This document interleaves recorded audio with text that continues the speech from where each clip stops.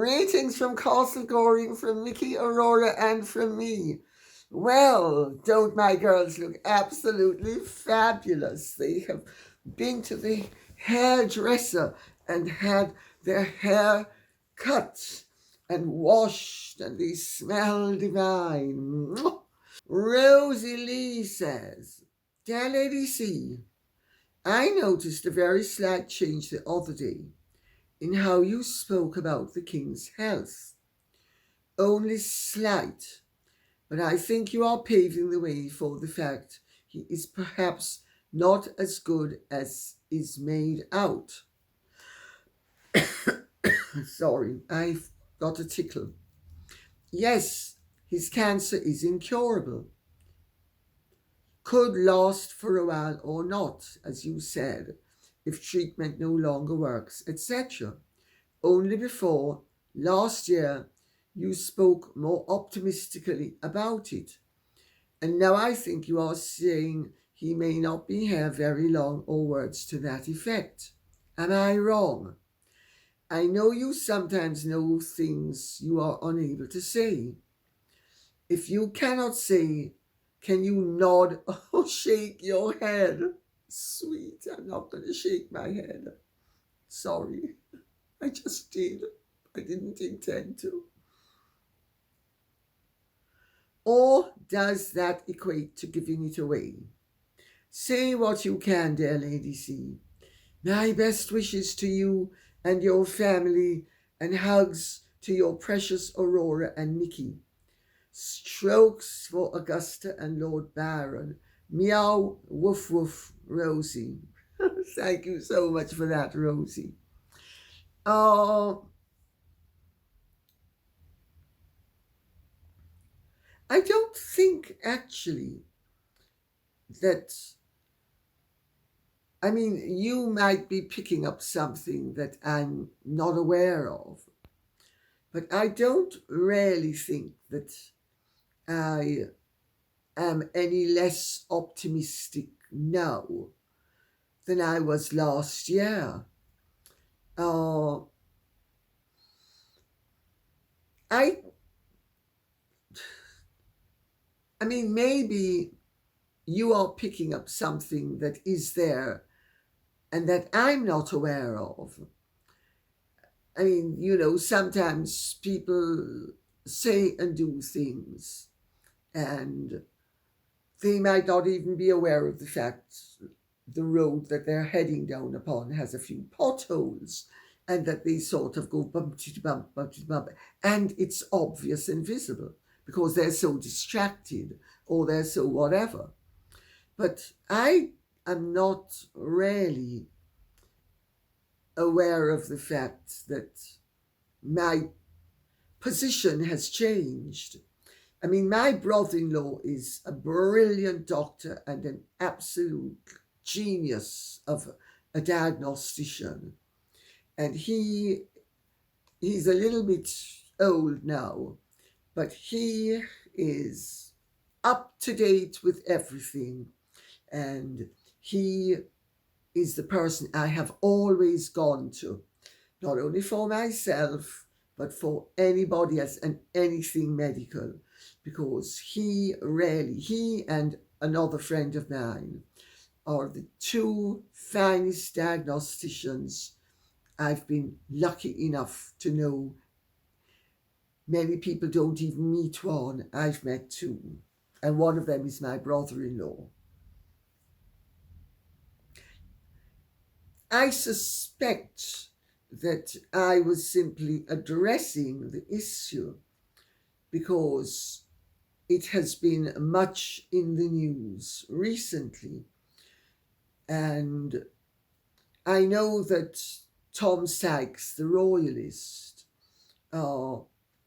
has his own view on things.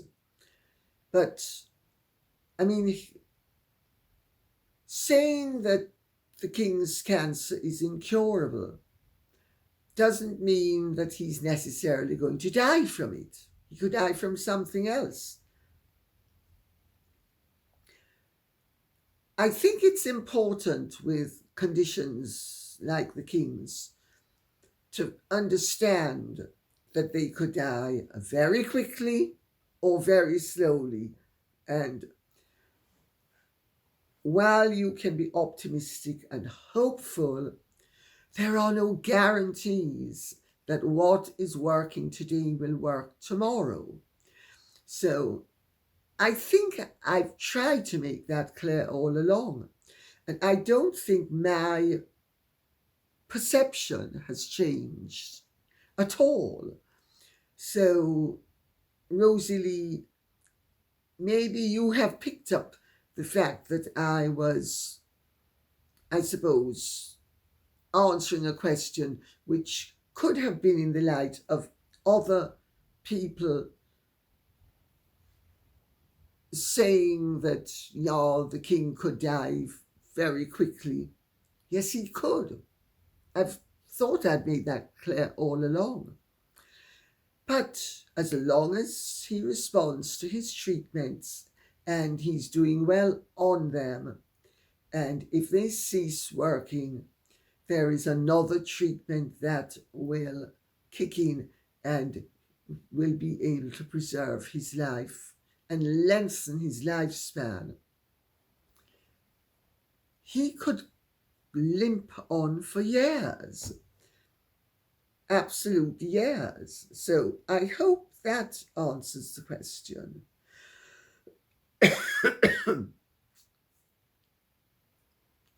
Anne says, yes, please do go in deeper detail into the interconnecting power groups who sometimes have conflicting interests, for these are the same people controlling our governments, media, and the UN, etc. There are conspiracies behind closed doors, including flooding invaders into all white nations, are now spilling into the open for us to see, but the scales haven't fallen from most eyes. I'm going to qualify that by saying yet. Thank you, Lady C, in advance. Well, you know, disparate groups that are self-motivated and have overlapping interests are not necessarily in a conspiracy so much as they are open to exploiting current or topical matters. And so there becomes a bit of a pile-on when one company precipitates something, another jumps on the bandwagon. They're not necessarily at boardroom level making those plans. And it's not an overt conspiracy so much as interlocking interests that one triggers the other to see an opportunity that has arisen as a result of a difficulty that has been introduced by someone else. This is the way of the world. Not everything is a conspiracy theory. Very bright people are in business are usually opportunistic. They have merchandise to flog. They need to influence people to want what they have to sell. That doesn't mean that they are conspirators. It simply means that you can have concentric circles overlapping, so to speak, who then have a mutually beneficial interests and similar objectives. So I try to avoid the use of the word conspiracy, because it has covert overtones that are, like people huddled in a corner. There are many mandarins in Whitehall who are very socialist, who are very leftist. There are many professors at Harvard and Yale who are very leftist. We live in a world that has become increasingly leftist. The objective of socialism has become a far more generalized and far more accepted notion in political and academic circles than it used to be when I was young.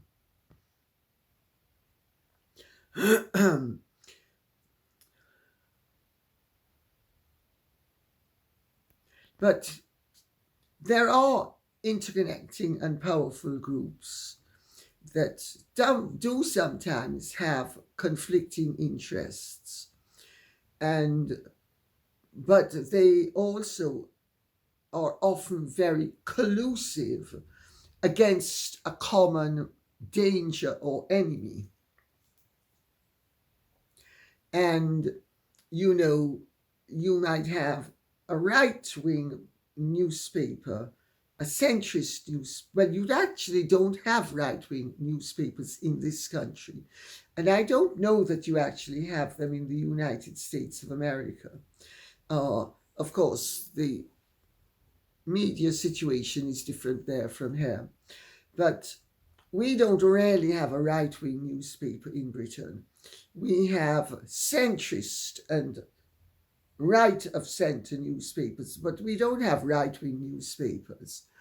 We do have left-wing newspapers, and we have decidedly left-of-centre.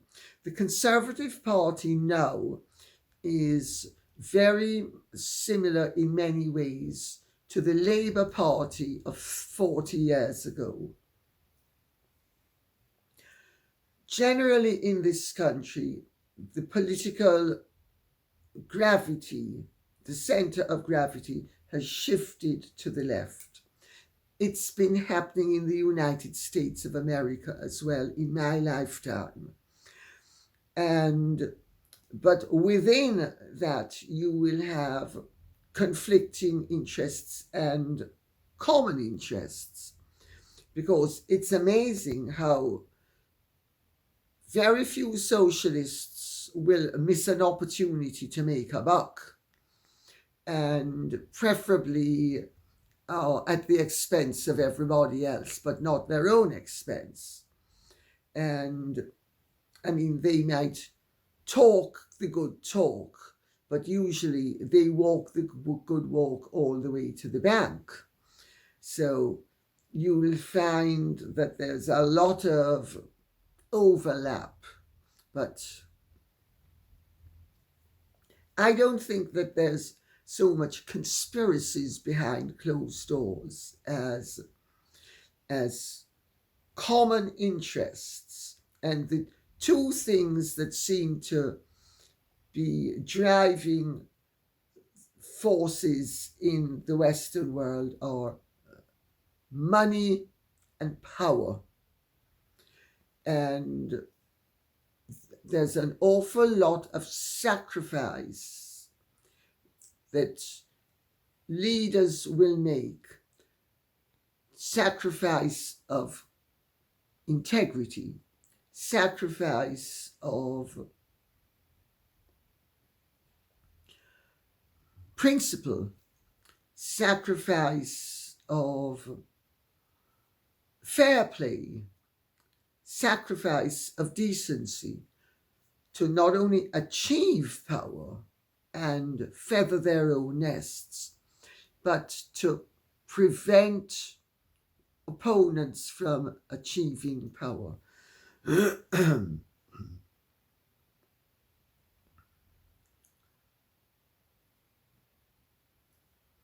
I think what is going on in the world at present is you have in the Western world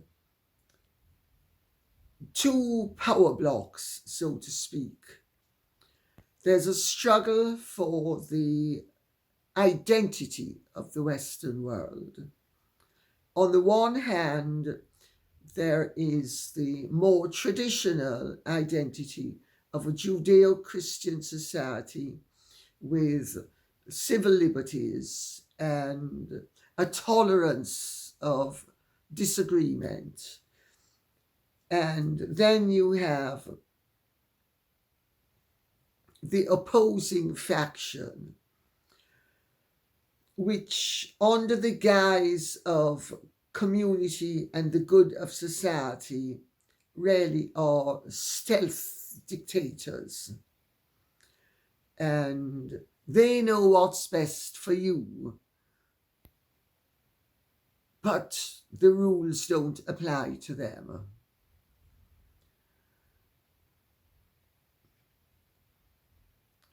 We, at the moment, in the Western world, have a real tug of war because the American administration, and which was voted in with a vast majority by much of the United States of America, they are trying to roll back some of what they regard as threats to the identity of the nation.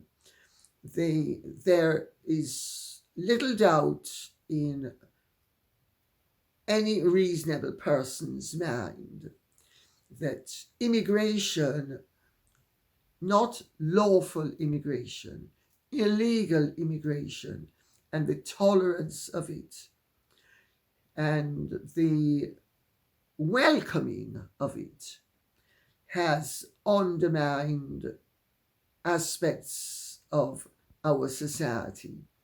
Now, I'm an immigrant. I'm an immigrant to the United Kingdom because although I was born a British citizen, I was born in Jamaica. Sorry, my father's family, they're immigrants to Jamaica. They came from Lebanon. They were part Russian, part Lebanese with a dash of French. So they are definitely immigrants in practically everywhere. So I have nothing against immigrants. And certainly in this country, an awful lot of the jobs that the British regard themselves as too good to do are done by immigrants.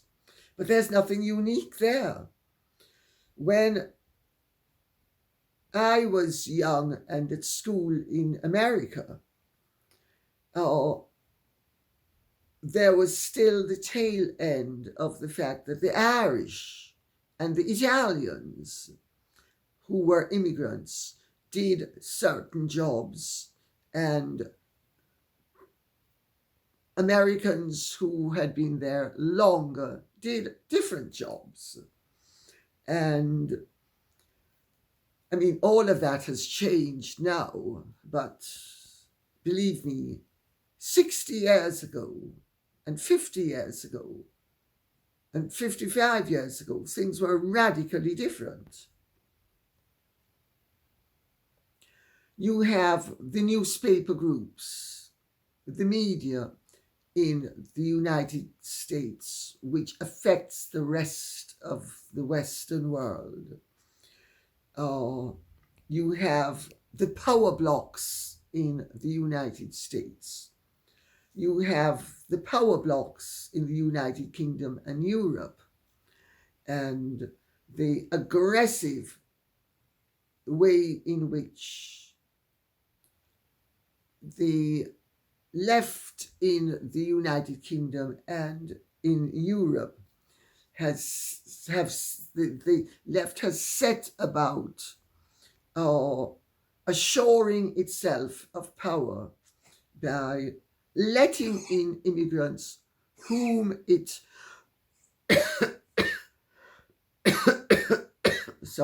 whom it has thought would keep them in power. Why do you think there's so much illegal immigration and a tolerance of it? It's because the leftists think that as long as they have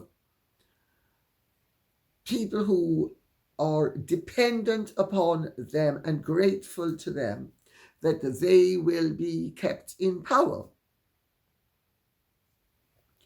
You have all of that going on. You have the fact that the British government, the French government, and the German government are basically out of kilter with the American government. But they are the poodles and America is the bulldog. So the bulldog dominates the poodles.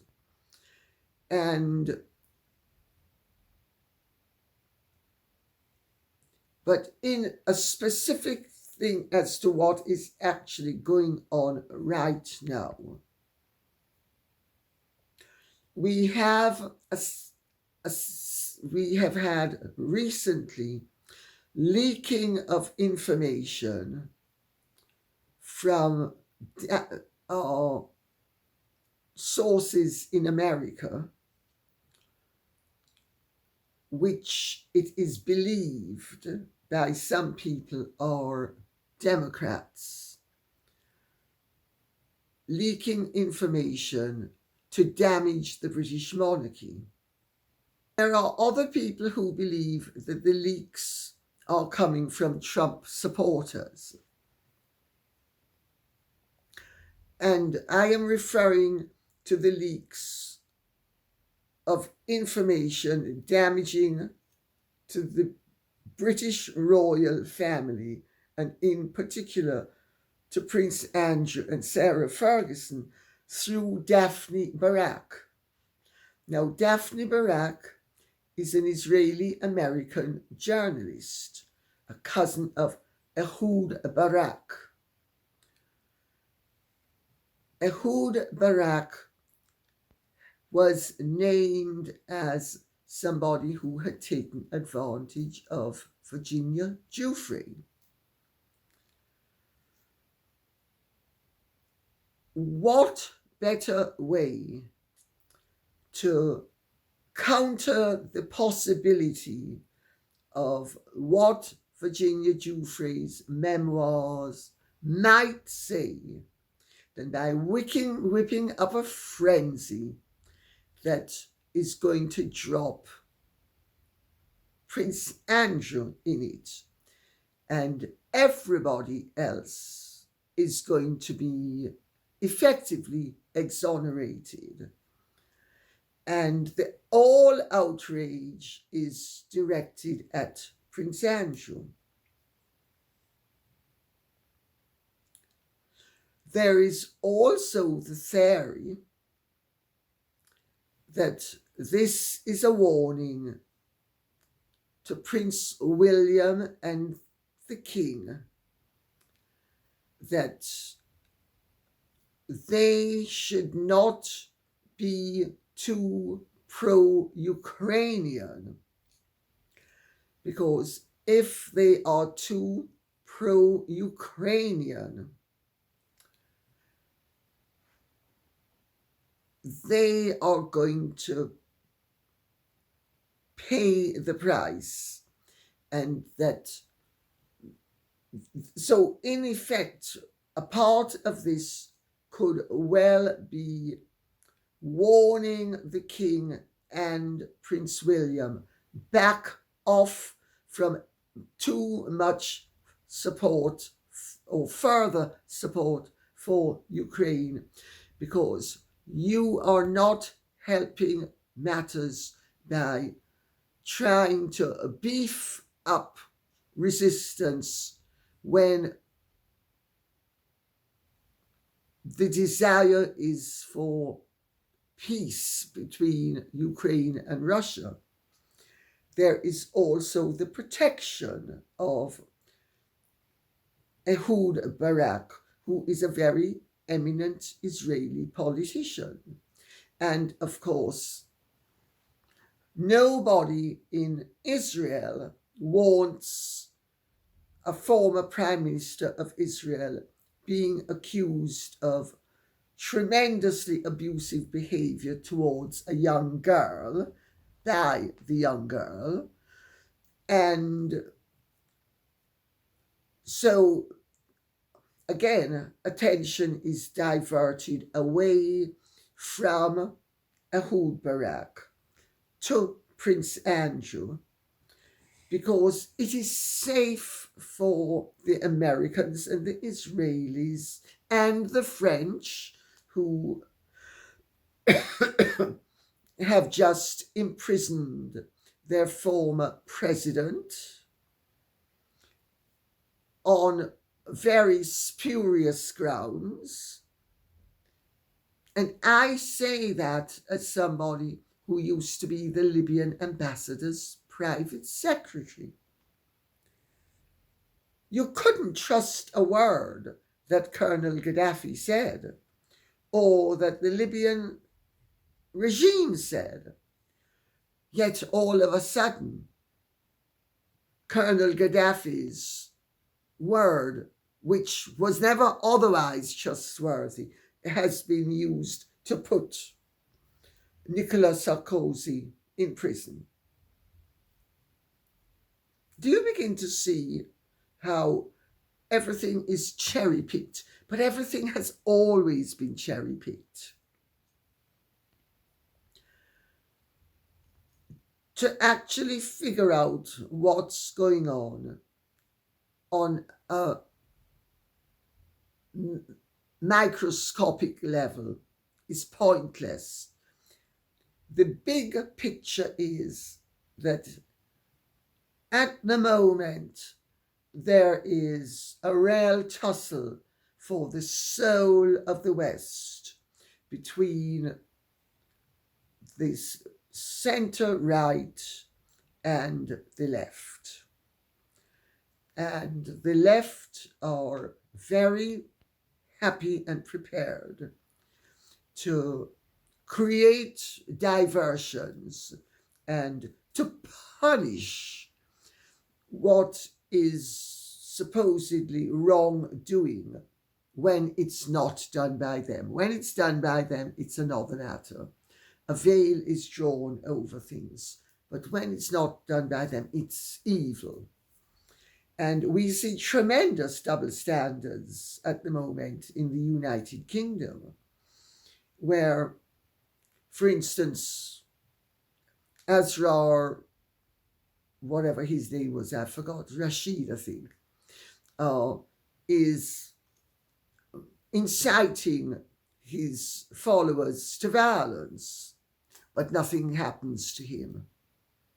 But Lucy Colony, who said that she didn't care if people were violent and took the posting down, is put in prison for a significant length of time.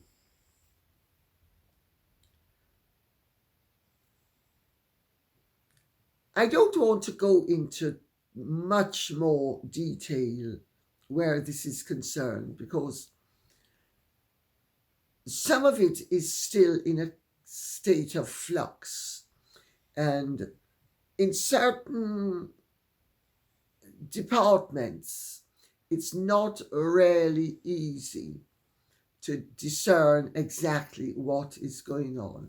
But I will make the point that the mandarins of Whitehall are by and large very woke, as they would now put it.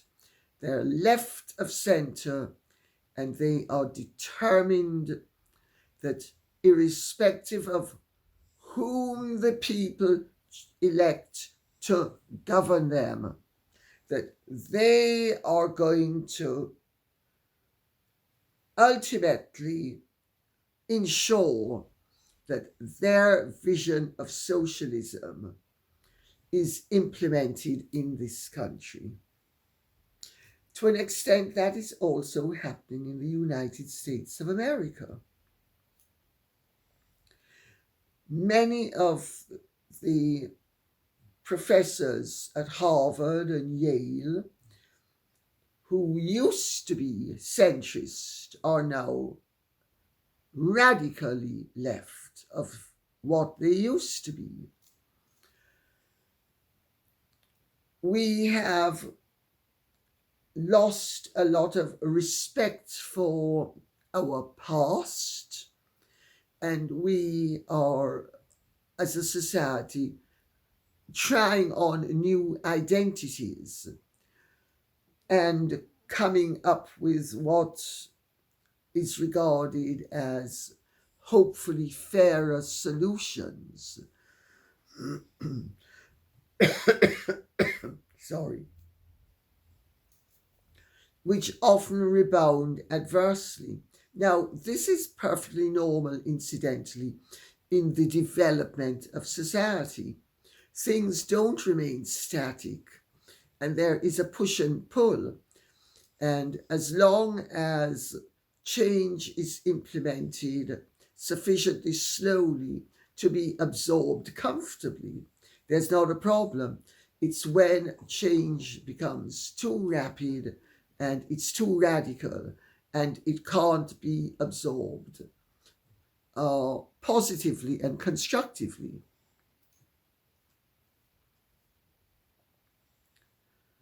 But we have had a series of problems with immigrants.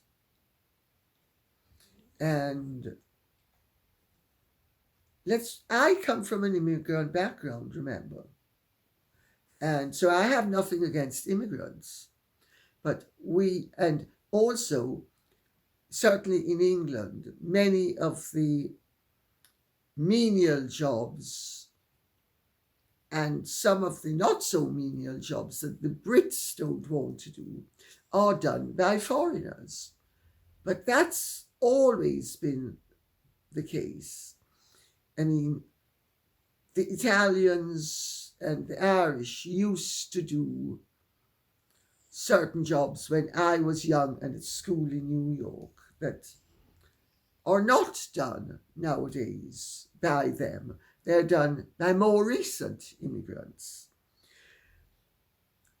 All societies need a certain amount of immigration if they are going to remain healthy.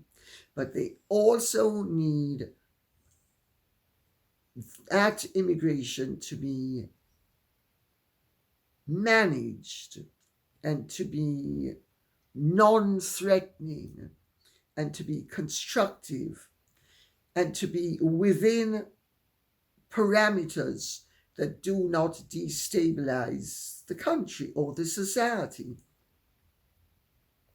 We in the West have had a huge influx in Western Europe and in the United Kingdom of people who have radically different viewpoints from and radically different traditions, being members of radically different civilizations from ours.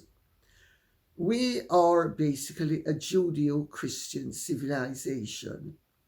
Now, I have nothing against people who are not of the Judeo-Christian civilization or culture. But one of the big struggles at the moment is between the renewed threat of yet another religion taking control of the state so that secularism and the freedoms of secularism are sacrificed on the altar of theocracy. This is something that the Western world has worked its way through. We were all theocratic societies in the early stages of our civilization. We have evolved to the point where we are not theocratic states, we are secular states. But we have an influx of immigrants with the perceived, whether it's real or not, it's perceived imbalance of many of them wanting a theocracy and wanting theocratic law as opposed to secular. But the trail of what is going on at the moment is very interesting, because at the center of it all is a woman called Daphne Barak. She is, as I said earlier, Ehud Barak's cousin. She is actually a Democrat, but she is on cordial terms with the Trumps. It has to be said, she was also on cordial terms with Sarah Ferguson. So we can see right there that her primary loyalty is not to the people in her life, but to the, shall we say, what they represent. And there is a school of thought that she is actually has actually been the go-between who has created a massive diversion in Britain, which of course has gone worldwide, to preserve and deflect away from any accusations against Ehud Barak and Bill Clinton and anybody else who would be named by Virginia Giuffre in her memoirs, because they all feared what she would come up with, because she has been, over the decades, she has been very accusatory of a lot of well-placed men.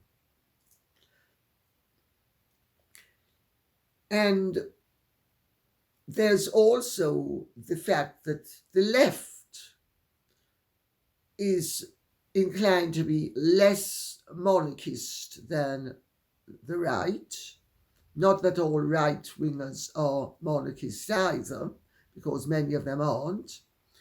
But a royal will get far less sympathy and understanding and will be a far more, shall we say, convenient receptacle for society's ire and society's condemnation than populist or democratic, socialist, leftist, woke, centrist politicians. It's actually a brilliant way of deflecting. Is it just? I wouldn't have said it's just, but it's certainly effective. So I hope that answers the question. I've been careful what I've said and how I've said it because some of this is still evolving and I don't want to blot certain copies. Let's put it that way. Inedge says, Dear Lady C, I never miss an episode and appreciate your always measured and informed take on things. Off the subject of Prince Andrew, what a mess. Couldn't agree more. Back, unfortunately, to Meghan Markle. But speaking to you, mother to mother, I'm circling back to her claim to have had eclampsia with Archie, a condition which I actually did have myself. This is really interesting. This is a nurse speaking about something that Meghan has trivialized.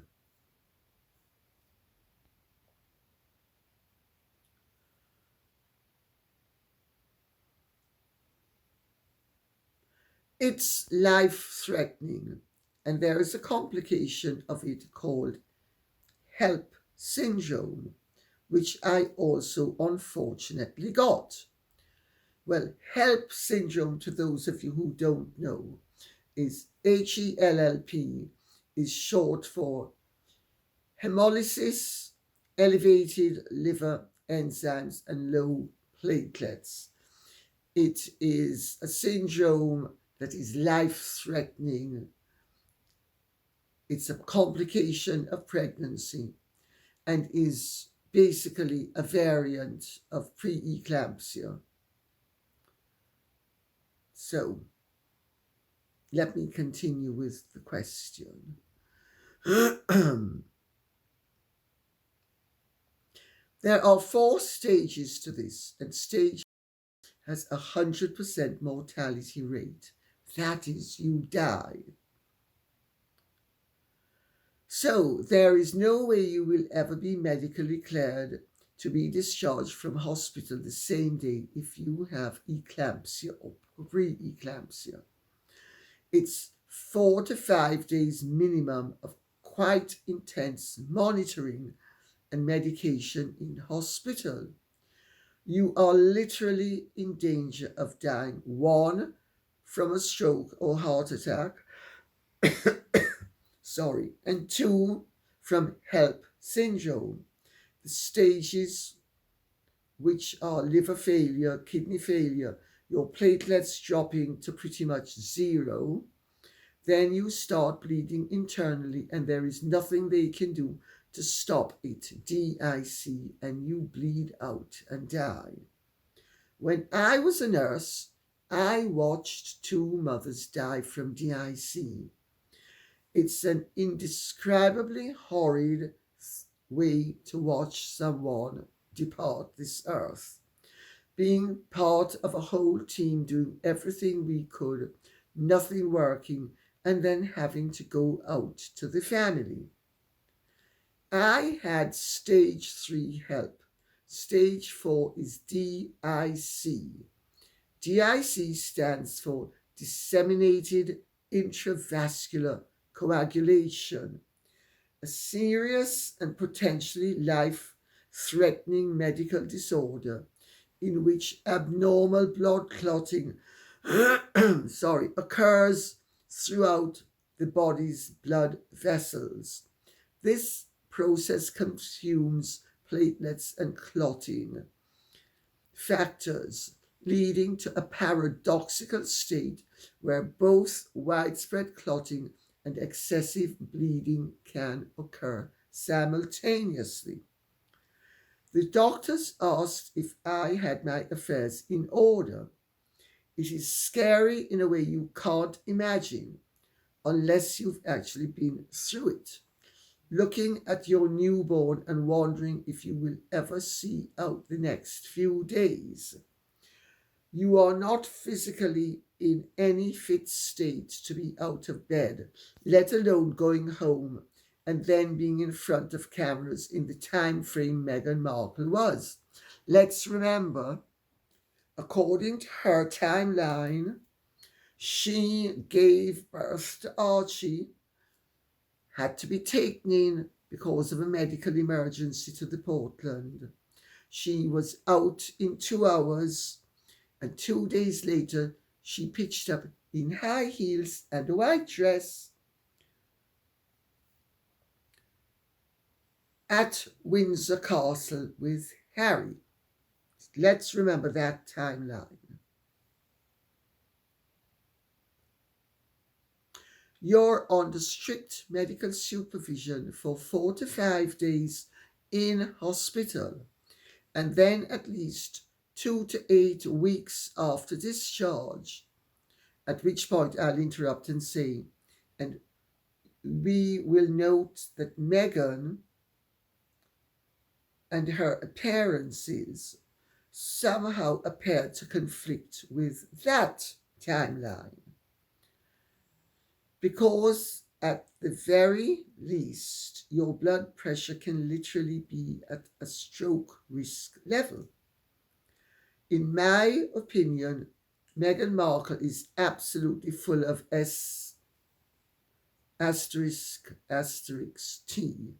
Sorry to be crude, my dear, don't apologize. There are times when it's good to be graphic.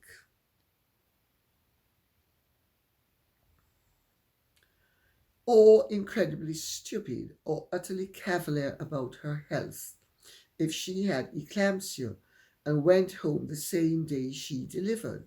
She almost certainly would have had to sign a medical waiver to discharge herself.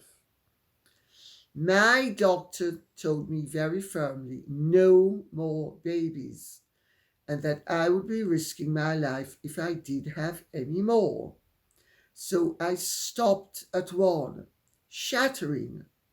I wanted a tribe of kids, but I wanted to be there for the precious one that I did have even more. Having had this medical condition, I'm sharing my personal experience with full blown eclampsia, plus complications to shed some light, for which I have to say I am very grateful. I think this is a wonderful testimony. So when Meghan Markle says, "Oh, I had that too," preeclampsia, like it's cracked nipples, engorged breasts, sleepless nights, tearing, stretch marks, or any number of the other uncomfortable but non life threatening aftermaths of childbirth, it simply does not ring true to me. Eclampsia and its complications are on a whole other level. Women die from this. It knocked the absolute stuffing out of me for years, and I live in a first world country. By the way, you get rarely swollen ankles and calves with preeclampsia for months afterwards. 4 months beforehand. Photos might be worth a look. Well, she has always had mager foot, as they would say in Jamaica. It rarely annoys me she says she had this, because it's no small thing. And with the platform she had at the time, I wonder why she hasn't been out there advocating for better obstetric care, especially in third world, predominantly brown and black skinned countries, where the mortality rate for women in childbirth remains at 50%.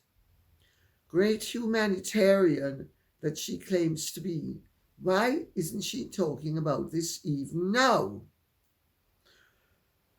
Well, my dear, it's obvious why she's not talking about this even more and even now, because why would she? She got all the mileage she needed out of it. when she was yet again showing how competitive she is. And she was saying, you had preeclampsia, so did I. But I'm much better than you. My ankles didn't swell. My I was able to walk out of the hospital, notwithstanding the fact I'd had 2 epidurals. But then I'm superwoman. I've read it out because I think it is important for us to know when we are being lied to and to prevent liars from prevailing with their lies. I mean, Meghan seems to have had everything that anybody could have while she was pregnant. You know, I mean, Dima and Misha are coming up for 33, and I have to tell you though that I feel some pre-eclampsia coming on, even though I actually was wise enough to make someone else carry them for me. But I feel some pre-eclampsia coming on. I think I also feel other things coming on. I'll have to wait until I'm in conversation with people who've suffered from them to be able to impart my experience of having had it as well. But I won't actually give my experience. I'll simply say, yeah, I had that too. Because after all, I'm very empathetic, Mr. DeMille. I love a close-up, and I love everybody to know I've got a heart of gold, and I have been through an awful lot, and I'm just so empathetic that whatever you've had, I've had it too. So anything you can do, I can do better. Yes, I can. Yes, I can. And on that note, I'll say thank you very much for listening. I hope this has been of interest to you. Please, in the comment section, let me know what you would like us to be speaking about. Okay? Thank you so much. Godspeed. And if you have truly enjoyed this, would you care to like, share, subscribe, press the notification bell, and please don't forget to hype. It evidently makes a big difference. Thank you. Godspeed. Bye-bye.